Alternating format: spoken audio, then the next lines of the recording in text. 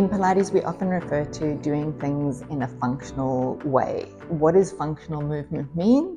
Well, it's the way we were designed to move and the everyday things that you do that you may not even be aware of. So for example, when we walk with one arm forward, one arm backward, and the opposite leg doing the same. So we're going to put in a little series on the Reformer today just to mimic some of those things. But the beauty of what we do with Pilates is, of course, we eliminate your normal patterns and we reintroduce it to the nervous system, making it a little bit more effective.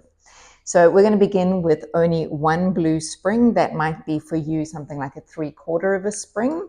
And let's get you lying down onto your back. I always like to bring the headrest up just for a nice support for the back of the head, so that you're never feeling like your head is tilted too far back and away from you, but you've got this gentle curve of the head tilting forward, which helps you with correcting things like text necking. So in this position, we're just going to settle our body in. We're just going to rock the pelvis backward and forward a couple of times just to make sure that you feel where the back of the pelvis is. Do the same thing to the left and the right, just getting a little bit of wobble from one side to the other, and then finding your center between those 4 points. Keep that as your base because that's going to be important to remember. We're going to be bringing your right hand into the strap, palm facing up, and then the left hand meeting it next to it without a strap. From this position, keeping the bed nice and steady, we're going to bring our legs up into the air. Now, to start with, you can keep your legs at a tabletop, or you could relax your thighs down or your lower leg down just to support your thighs. So whatever feels comfortable for you. We're going to work into just a set of 4 of each of these. So we're going to start with the right arm lowering down and raising back up.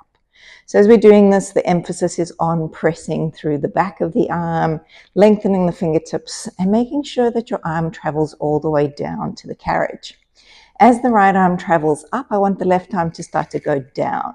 So now here is our scissoring movement. This is how, our body was designed to move, with opposite limbs doing opposite things. As we take the right arm down on the next one, we're going to stretch the left leg forward, keeping the left arm doing what it was doing previously.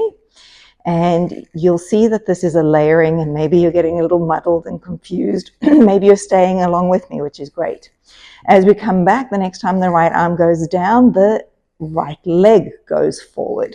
So alternating legs. So believe me, if you haven't felt it already, they are like fireworks going on in your brain at the moment, which is magical. Coming all the way back in, and then let's bring the elbows down towards the floor. So we're going to repeat that series. So the first movement is just the right arm going down and coming back up. At the moment, the left arm is just staying in place. And 2 more of these, checking in that you haven't bunched up at your shoulder joint. And now on the next time that the right arm goes down, the left arm is going to start to reciprocate its movement. 2. And then we will add in the left leg reaching forward as the right arm goes down, and then bringing it back in. And again, left leg forward and in. 2 more on the side, and then we're going to include or change over to the right leg extending. So when we do this, as I'm talking, I hope I'm still going to go through it well. If you're struggling, just do what you can. Even if you're just layering in the arms, that's also going to be fantastic. Once those are done, we bring the 2 arms up towards the ceiling. We're going to make a little circle. So pull down to start, open out and back up. So when I say a little circle, I do mean a little circle. Don't go to your full range, because if you do, you'll be slid off of the carriage surface because your body will still be trying to maintain its steadiness. Change the direction, opening out and then coming in. So hopefully you've realized that this version is the little bit more of the challenging version. So really checking in, how are you opening the arm? How are you pulling that arm into the side of the body? What compensations seem to be going on for you? Let's rest the right strap down and pick up the left strap. So we'll start again. Everything resettles. Reorganize the shoulders. Make sure that pelvis stays steady. Feel like you've got the energy through the arm as you're pressing out and forward to keep the carriage still bringing the legs into the air. Everything starts again. Left side this time goes down and up. So making sure that as you are in your setup, you've got some distance between the shoulder pad and your shoulder so that you're not bunching up into the cushioning. As the left arm comes up, the right arm is going down. So again, just working for layering the system. What can you achieve? What is easy? Often when you do the second side, you know what's about to happen, so it's easier to remember. As the left arm comes down, the right leg is going to travel forward and bring it back.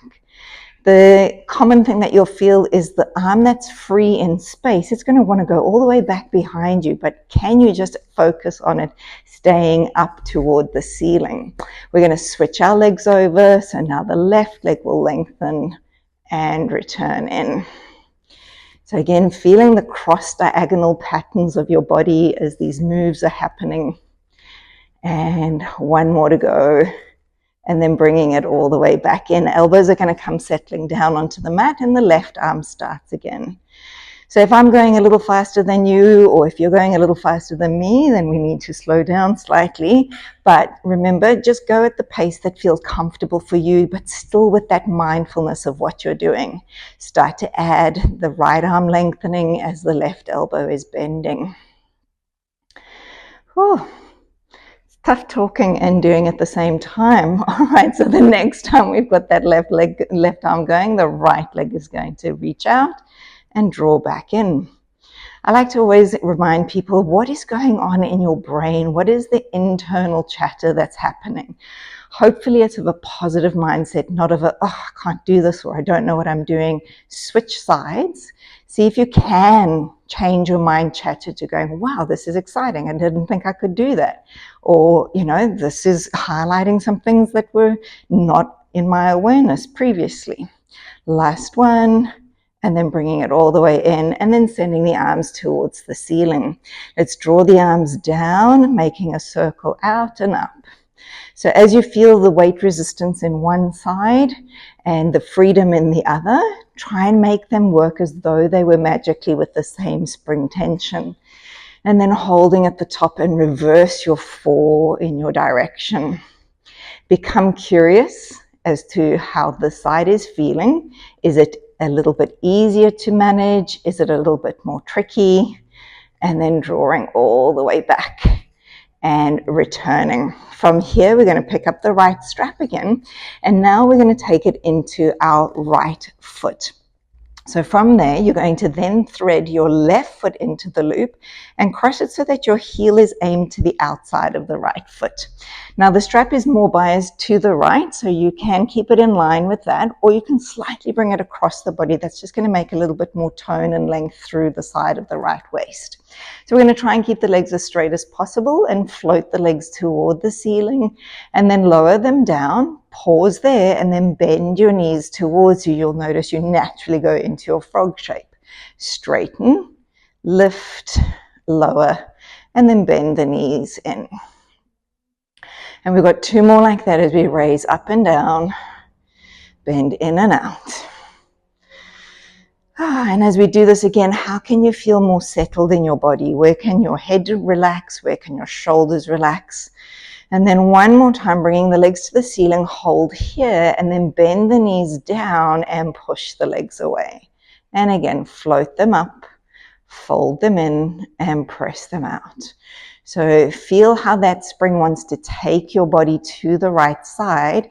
Feeling a little bit of that negotiation of trying to keep it more centered will give you more of that muscle benefit. Pause and we change direction. So we're going to fold the knees first, reach them for the ceiling, and then lower them back down. So I usually like to call this movement my bicycle movement, but in the single leg strap, it's really, really fun to feel the 2 sides of the body.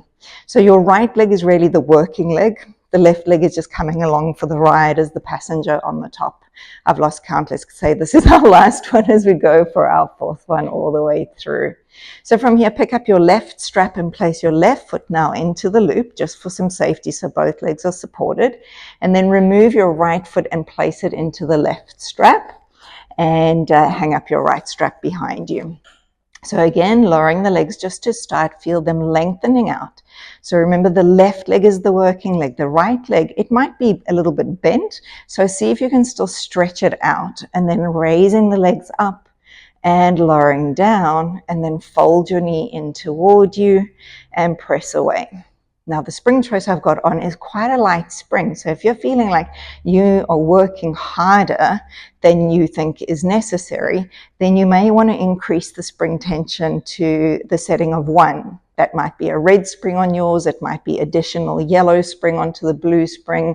You know, every system has got a different color to the springs. So you've got to go by the weight of the spring, not by the color necessarily. Hold your legs to the ceiling. Let's fold down and press out.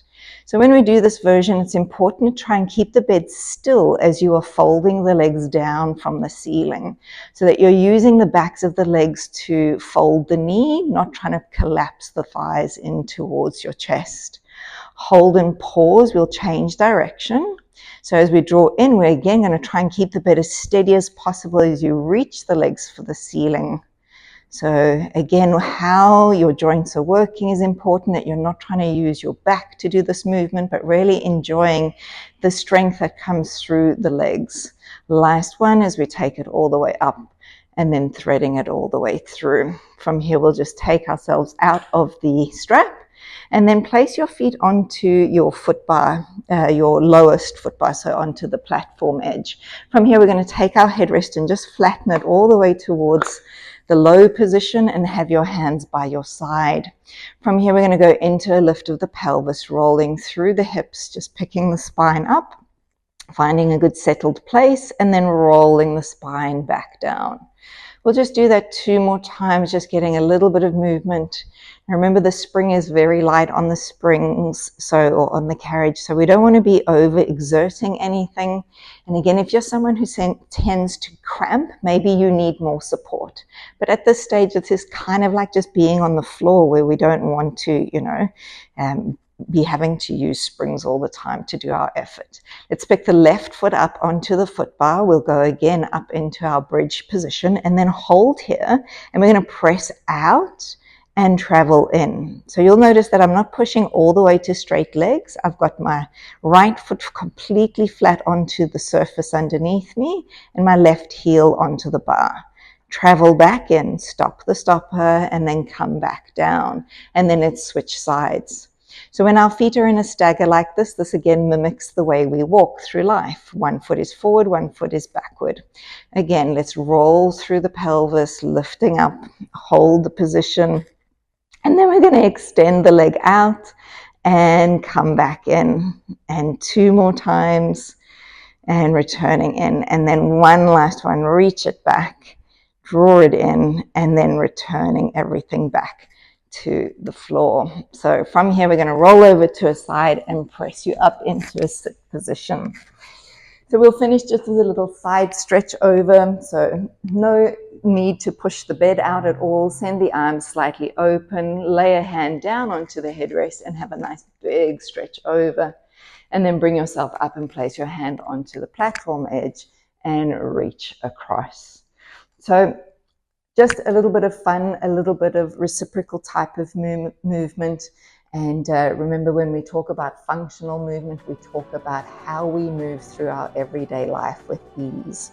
So I hope you enjoyed it. Of course, if you did, to like, comment, subscribe. And best of all, if you think this is going to benefit someone, share it along so that everybody is moving better, feeling better, and living better in themselves.